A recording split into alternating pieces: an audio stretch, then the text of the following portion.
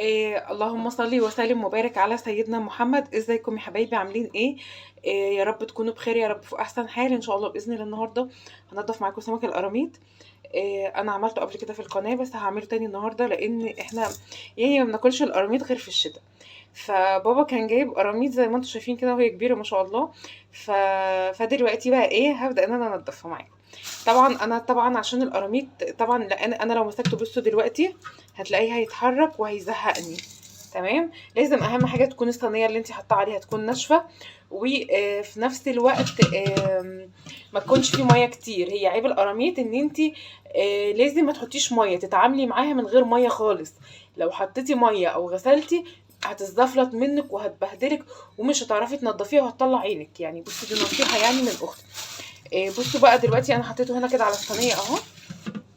اول حاجه انا هبدا ان انا هذبحه. تمام. هجيب كده السكينه، اهم حاجه تكون سكينه حاميه. لو ما عرفتيش ان انت تمسكيه تذبحيه، انا معايا هنا رده اللي هي النخاله بتاعه القمح او بتاعه الغله حسب ما اي حد ما بيقول. اهو هرش كده. هرش كده عليه رده كده عشان خاطر اعرف امسكه واعرف اتحكم فيه وما يزفلطش مني، يعني فاهمين؟ اهو عشان هو لو كانوا، لا ولو كانوا شوفوا هتبهدل الدنيا. انا هرجع شايفين، ههدي الدنيا وارجع لكم زي ما انتوا كده شايفين. معلش بقى طبعا كان مبهدل الدنيا. فانا على ما هديت الدنيا وكده. بصوا بقى انا باجي عند الحته اللي هي زي دي كده اهي. طبعا لازم تكوني عزمك جامد عشان خاطر لو مش، لان ده حجمه كبير، لو ما عرفتيش تذبحيه هيبهدلك الدنيا، فاهمه؟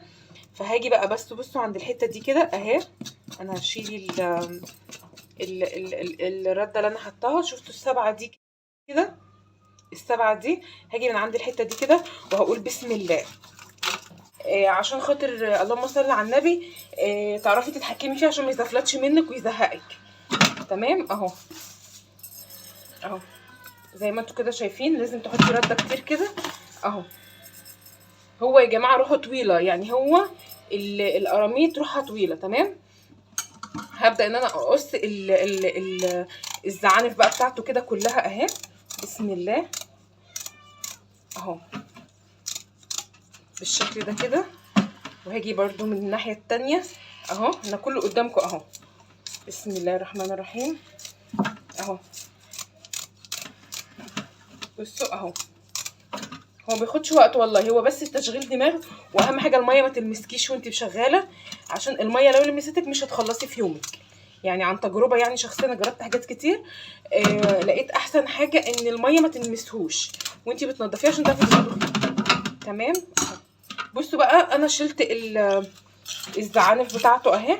باجي بقى عند الحته اللي انا بسم الله، الحته اللي انا قصيت منها الشوك ده. تمام. باجي بالسكينه واخلي كده بالطريقه دي اهو. بس طبعا القرموط ده سمين كده. فببدا ان انا اخلي بقى كده بالسكينه كده اهو. اخليها بقى كلها بالطريقه دي لحد الاخر من ناحيتين. يعني هخلي من ناحيتين، من الناحيه دي هوريكم بس عشان افصل الفيديو عشان ما يطولش عليكم. ومن الناحيه دي كده بصوا اهو. اهو هخليها كده بالناحيه دي كده، ماشي بالسكينه كده لحد الاخر بالطريقه دي كده اهو. اهو من ناحيتين بقى بالطريقه دي كده، من هنا كده ومن هنا. هعمل كده وكده، هعملهم وارجع لكم. بصوا بقى كده حبايبي بعد ما خلصت اهو. طبعا عشان حاطه كميه رده مش باين اللي انا سلكته اهو. بصوا سلكت من ناحيتين دي، من ناحيتين دي كده اهي. تمام اهو. بصوا بقى ممكن بايديكي تشدي كده اهو.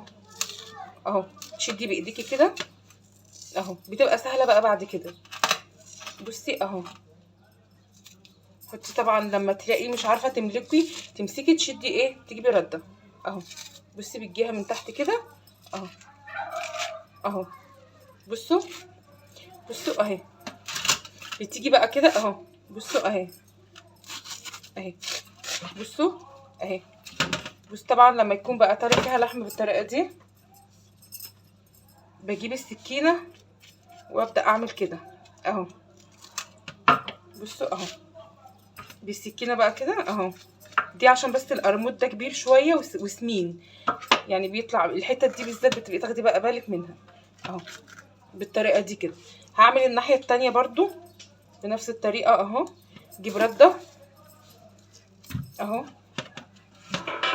بصوا من هنا كده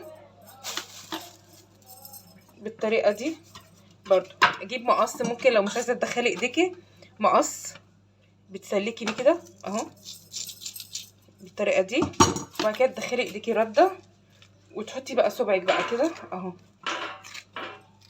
استني اوريكي من هنا كده الكاميرا عشان تبقى قدام الكاميرا اهو اهو. بتشدي بقى كده اهو رده، بتشدي من ناحيتين كده بصوا اهو. اهم حاجه تخلي دي كده عشان تعرفي تعملي كده. بصي اهي، بصي كده اهي، شايفه اهي طبعا اهي. بصوا طبعا باخد بالي برضو زي ما قلت لكم من الحتت اللي هي دي.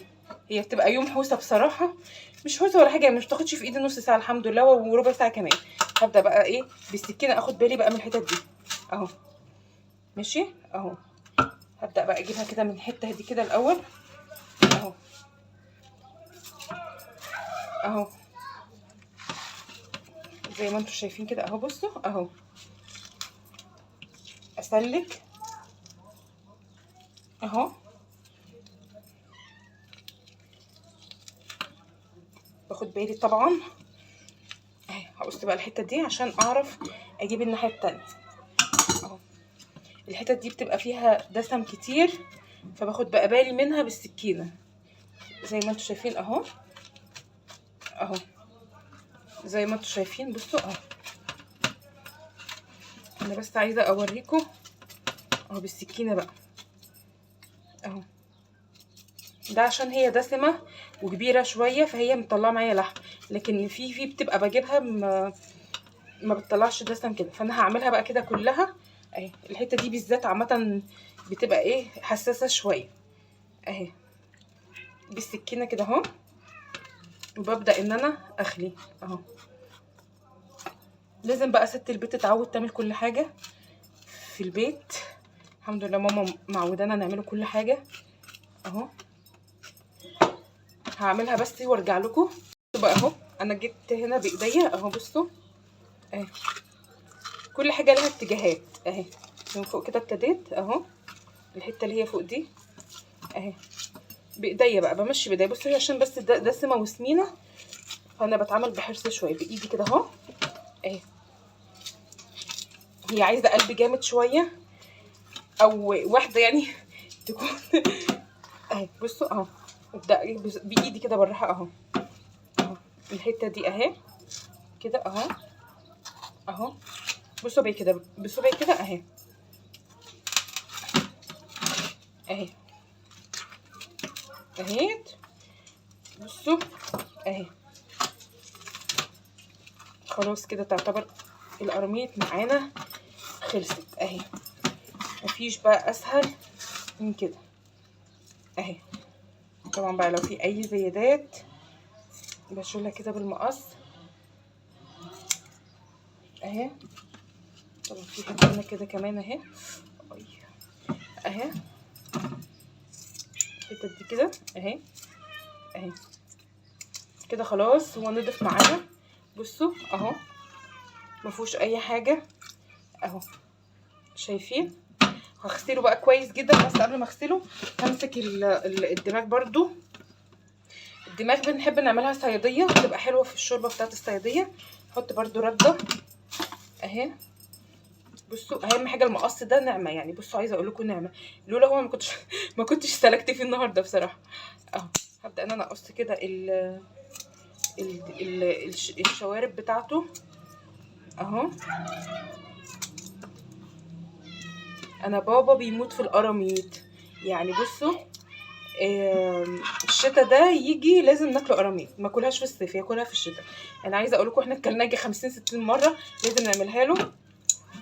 وسبحان الله يعني يا جماعه الاكل ده مزاج، كل واحد بياكل يعني زي ما هو عايز يعني. ادام ربنا حاجه محللها فخلاص يعني اهو.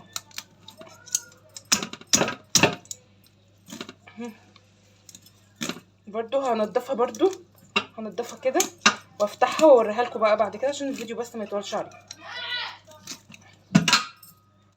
بصوا بقى كده حبايبي، انا خلاص كده غسلته، بس هو طبعا ده غسيل مبدئي، مش غسيل لسه، يعني لسه برضو عايز نقع وحاجات. بس انا قبل ما بغسله بقوم رايحه فاتحه الحتت اللي هي زي دي كده، وببدا بالسكينه كده انضفها، يعني فاهمين كده اهو، بنضفها كده من اي تجمعات دمويه هنا كده اهو بالشكل ده. انا معلش مش واخده بالي اهي الحتت دي كده اهي، بطني اطلع الدم اللي فيها كده.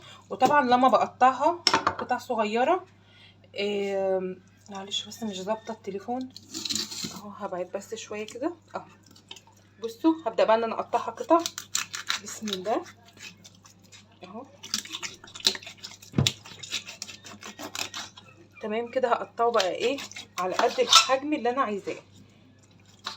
القطعه دي كده كويسه. برضو هاجي هنا كده تاني بسم الله اهو هقطعه هو بس عشان كبير شويه اهو. تاني بقى اقطع بالشكل ده. دي كده هنا حته كمان اهي اهو. بصوا سهل بقى بعد كده اهي بسم الله اهو. هقطعه بقى كده بالشكل ده كده كله وخلاص يعني اهو اهو. هقطعه بقى كده كله بالشكل ده، وهرجع لكم تاني نشوف بقى نغسله ازاي. بصوا بقى كده خلاص انا خلصته اهو. هبدا بقى اجيب طبق احطه في الطبق بتاعي اللي انا هغسل فيه اهو. تعالوا بقى كده نروح على الفرن اهو. طبعا هي طبعا عشان خاطر لسه فيها دم كتير، ف هبدا اشيل بقى التجمعات الدمويه اللي انا قلت لكم عليها دي كده اهو. هفتح بس عليها الميه. هجيب بقى ايه شويه ملح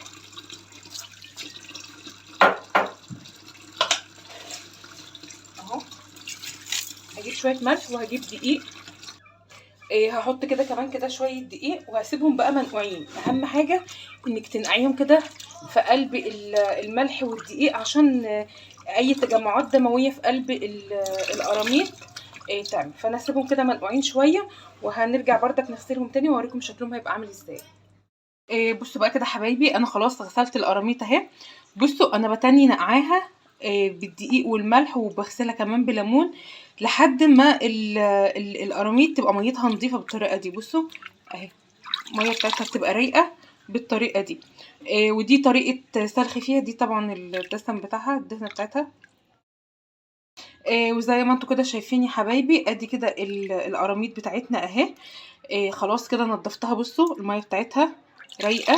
لازم اسيبها منقوعه تنزل كل الدم اللي فيها الزفاره بتاعتها فيها. لازم تبقى الميه بتاعتها رايقه كده. ببدا ان انا اصفيها وابدا ان انا اطبخها او ان اعينها بقى في التلاجة حسب ما احنا هنعمل. وزي ما انتوا كده شايفين ده كده طريقتي في تنظيف القراميط او سلخ القراميط. يا رب الفيديو بتاعي النهارده يكون عجبكم. ولو عجبكم ما تنسوش تشتركوا في القناه وتفعلوا الجرس عشان يوصلكم مني كل جديد. وما تنسوش تحطوا لايك وكومنت جميل زيكم. والسلام عليكم ورحمه الله وبركاته.